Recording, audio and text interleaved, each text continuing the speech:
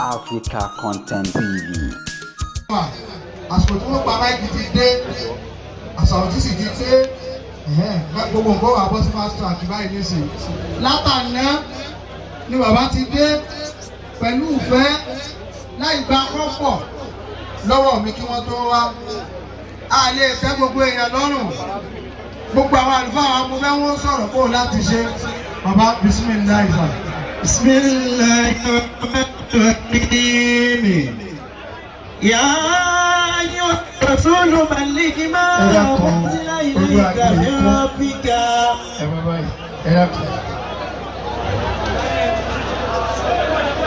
ẹ dákun torí Ọlọ́run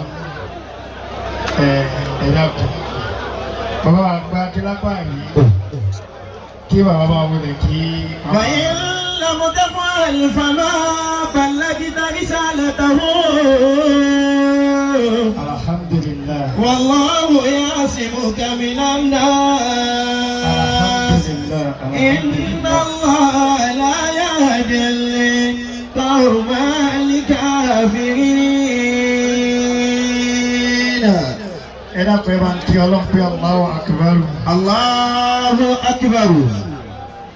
ìkànnì àwọn ọ̀jọ̀gbọ́n ó ní wà nínú tùmọ̀rọ́ dí. fawqa ma kuntu radiya.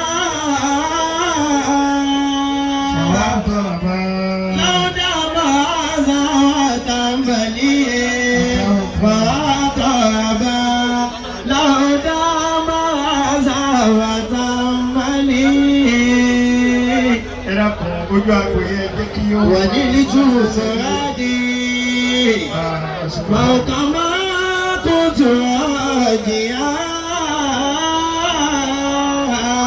alhamdulillah ọlọ́mọ sí pọ̀. fawqa ma kuntu radiya.